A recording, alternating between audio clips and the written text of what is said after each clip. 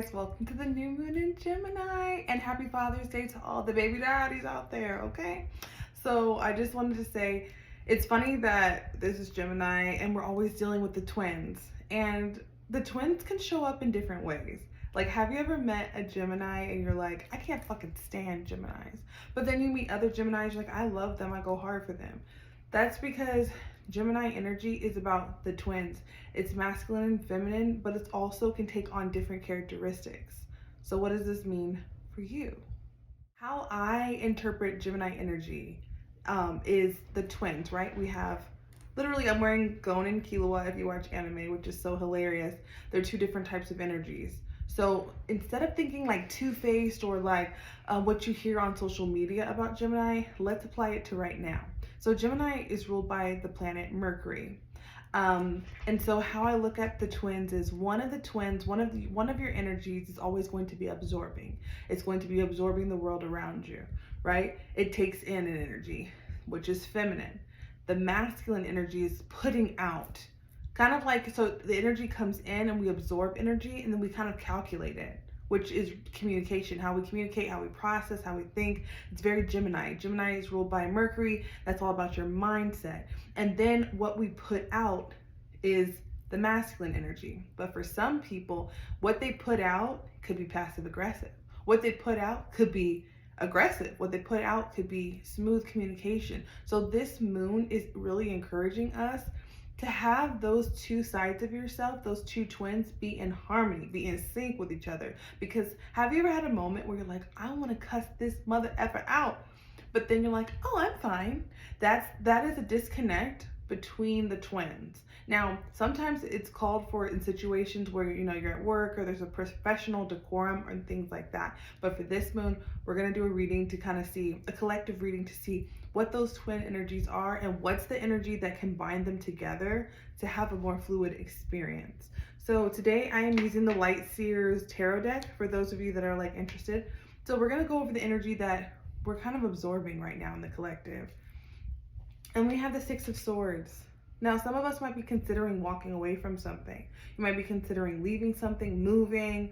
And sometimes this is mentally. Like, Gemini energy could be like, I'm up out of here. I'm done. I'm over this shit. It could be an emotional situation that has you thinking like, okay, what's my plan? What's my strategy? I need to do this. But it's based upon emotion. You see the water at the bottom?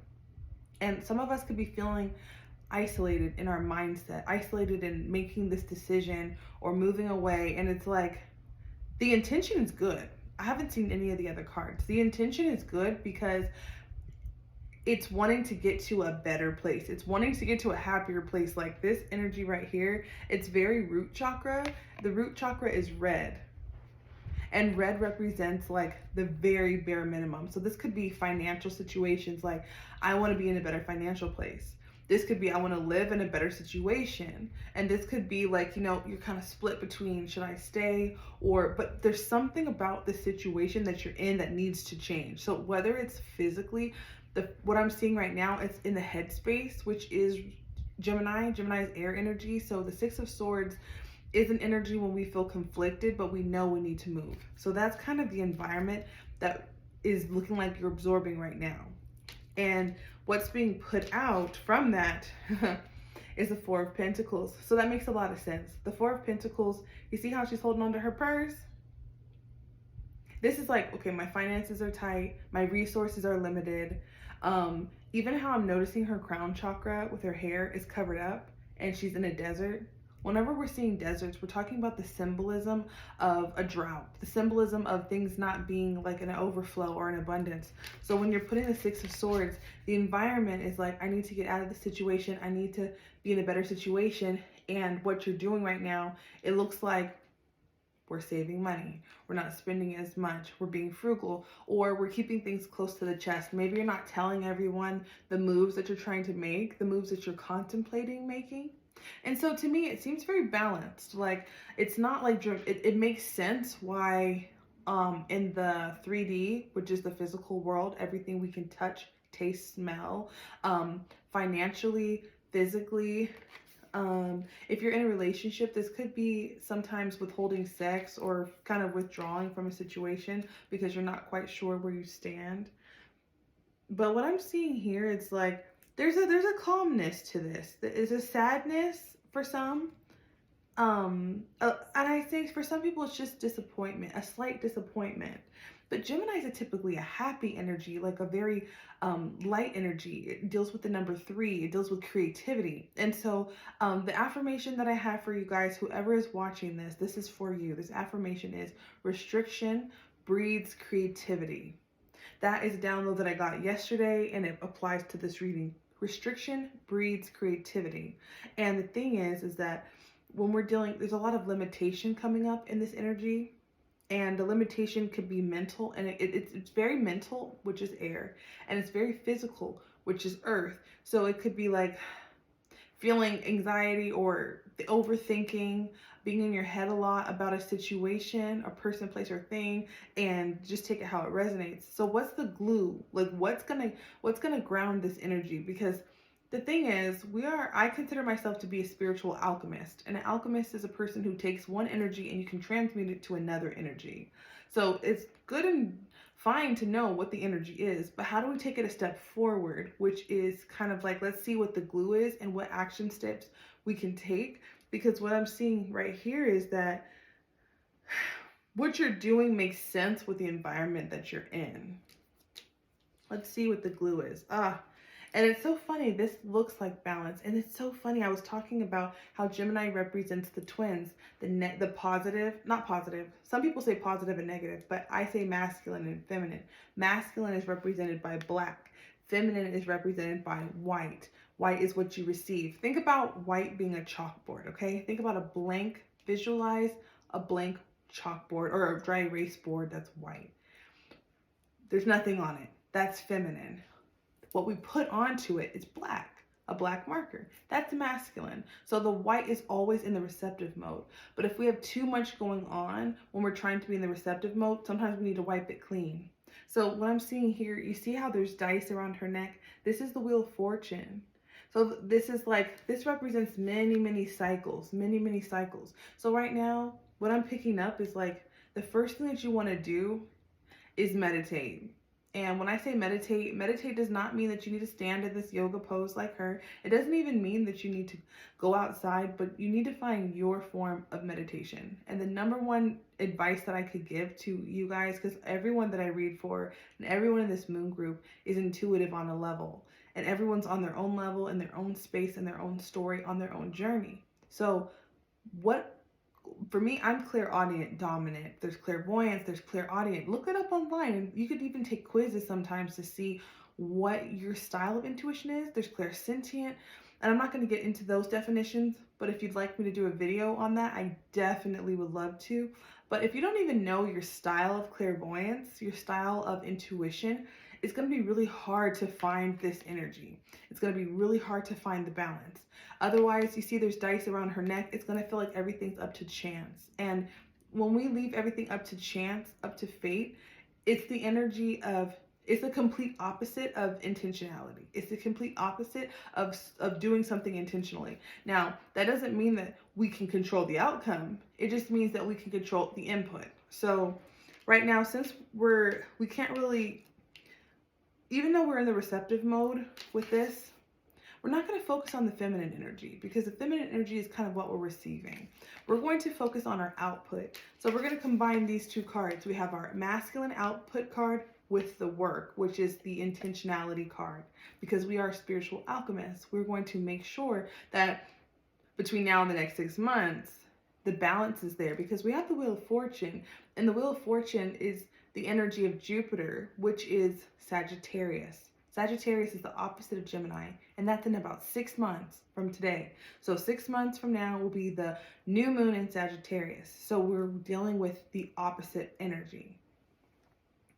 So what we're going to do is combine these two. We have the Four of Pentacles, lack, frustration, limitation, uncertainty. And it's like, the only thing I know is I don't have a lot. The only thing I know, and for some people it could be health. It's like, okay, so the one thing that you can do right now is focus on what you can control. Now, I know that a lot of people say release and surrender and spirituality, because here she's clenching tight and here she's wide open. She's like, okay, I'm open to the universe. But it's a balance. Remember, we're dealing with Gemini. So for me personally, when I'm in situations where I feel like I don't have control, because I do struggle with that. And I'm like, oh my gosh, even when I was pregnant, I was like, oh my gosh, I can't control this, I can't control that. But what can you control? And it's funny because I just heard from my doctor that I can't eat dairy anymore. While I'm breastfeeding, I cannot have dairy because my daughter has an allergy, and it's been a whole fiasco of trying to figure out what was going on with her skin. So they told me to eliminate dairy from my diet and cold turkey, you know. I was like, oh my gosh, I have to do this right away. But the things that I control are, okay, I can control the foods that I like. I can get vegan butter. I can make certain things taste better. And so the thing is, restriction breeds creativity, because there takes a moment to process emotion. You'll withdraw yourself, get into that meditation state, find out what your meditation style is. For me, it's music because I'm clairaudient. For you, it might be going for a walk with your feet on the grass. It might be going for a drive around the block, blasting some music. It could be taking a shower. I'm just throwing out ideas. It could be going for a swim or stretching, working out, getting those endorphins going. But it's definitely movement, because it's dealing with the Four of Pentacles. So get into that meditative space. And then once you can get that yourself kind of balanced, then you can get into the wheel energy. Then you can get into the creativity energy, which is restriction breeds creativity. Because when you have limited options, the thing is, if you utilize that energy correctly, you actually have an abundance of creativity. It's kind of like when you see Project Runway, or you see these like designer shows. There's another show, I forgot what it's called, but Next in Fashion on Netflix. You can see they're like, okay, you have this amount of money, or even like at HGTV, you have this amount of money, you have this much time, and go, make something. And it's like, that's a way that you can alchemize your budget. So I'm seeing that a lot of us are going to be coming up with creative ideas for our situation, where you're not going all or nothing. This is not the time to like completely quit or completely stop something, or to completely, this is the time to withdraw your energy, get into that grounded space, and the creativity will naturally arise. And if the creativity is forced, don't do it. Just keep staying in that meditative space. It might take you 2 weeks. For some people, it might even take up to a month. For some people, it might take 3 minutes. But give yourself time, give yourself grace. And so what I wanted to do is just share a ritual with you guys. I'm going to share it with you at the end if you're interested. It's going to be a ritual for this new moon. I don't always do rituals give you guys rituals, but I decided I think that would be really, really great. So the other cards we have, well, actually I'll show you this one first. We have the hero and the heroine. Now you see there's two people, those are the twins. And so it's interesting that they're both in white and they're climbing to the top. There's going to be a lot of momentum and a lot of success coming in whatever area desired as a natural result. It's kind of like mentally deciding to be your own hero, mentally deciding to show up for yourself. I'm seeing like a new sense. Some of you guys might be going on a new journey. Some of you guys might be inspired by a new path, or a turn on a current path where you're like, wow, I'm so glad that I did that. Yeah, and I'm seeing like new social groups coming in after a time of maybe releasing. So if things are falling away, if things are seeming to be like unstable right now, this is what's coming in as a result. The Three of Cups. This is good times. You see how they're all dressed the same? This is community. And so right now, if you're feeling stagnant or if you're feeling anxiety, the universe is removing a lot of obstacles for you. So just kind of stay in that place of like, if you're by yourself a little bit right now, just know that community is coming in, and don't cling. The meditation and the creativity is going to arise, and you have the opportunity to avoid a tower moment. You have an opportunity to avoid unnecessary drama by focusing on how you literally feel instead of trying to go out there and solve a problem mentally or just leave or just make an impulse decision. So that was a message for somebody. But what we're going to do is I'm actually going to pull one advice card for you. So I just pulled an advice card and I got the Magician. And it's funny because the Magician is ruled by Mercury. So that's, again, that some people can interpret it as Gemini energy. But the interesting thing about the Magician is you see how one of the cards I pulled with the Three of Cups was the Tower. And remember I said there was opportunity to avoid a tower?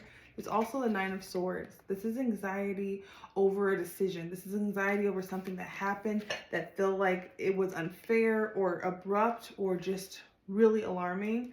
And it almost looks like the Magician is standing in the place that the tower was knocked down. Like, so it's almost like nothing can ever be taken from you. Some of us during this time are going to be called to walk away from something that we built up. And that's part of the natural cycle of life. And tarot really shows that in a really interesting way. Sometimes when you see the tower, it can seem like, oh my gosh, but the tower energy, I'm not seeing it as total shock. I'm seeing it as the foundation for something. So something that we're letting go of, if you're willing, because it's totally up to you, you have free will. If you're willing to let go and to release, but through going, like how we discussed earlier, going through the natural cycle, not just mentally making a decision and just cutting it, because this is not that energy.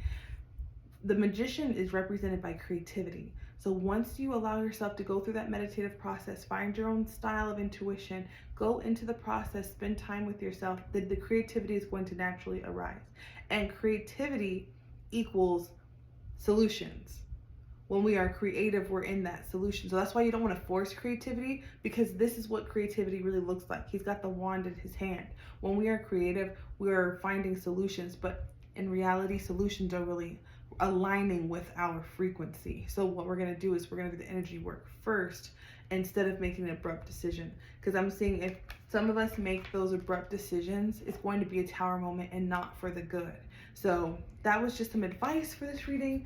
And now I want to get into the ritual. If I leave you here, thank you so much for just rocking with me. I'm so excited. Happy Father's Day again. And I'll see you guys in the next reading. But for all of the rest of you that really want to continue and see the ritual, that this is really going to help clear up any energy and help you get on that path to this Three of Cups and be in those right social groups, in those right relationships, feeling really happy about your life and feeling decisive about your decisions. We're going to get into this ritual. So I'm going to put these cards away. Okay, so I got this ritual idea from a company called Healthy Families. They work with me, my husband, and my daughter to break generational cycles, to educate on child care development. And they gave me this worksheet, and I'm going to put a digital copy of my own version of this in the email. So if you see this, this is what it's pertaining to. And so you can see that it says keep, toss, add, and grow. So this is literally what I call alchemy, my alchemy tool, one of my alchemy tools. And what we're going to do is we're going to look at this last 6 months, because the reason why we do the moon group every month is because there's a wheel in astrology and there's 12 signs. And out of those 12 signs, if you split the chart in half, there's 6. That represents the moon cycle. So we're always dealing with the sign that we're in and the opposite. So since we're in Gemini, we're going to be on a clock in all the way 6 months from now, and that's Sagittarius, as I mentioned earlier. So we're going to look at the past 6 months. Let's go back to Sagittarius season. Let's go back to Christmas. Let's go back to that Christmas time energy. What were you doing around then? And we're going to look at what you would toss. Like, look at, reflect and look at like some of your behaviors, some of the things that have transpired, some of the friends, some of the conversations, and take a really deep reflective look and say, you know, I probably shouldn't have talked to that person. I probably shouldn't have, and just allow yourself to not shame yourself, but to release it from your energy.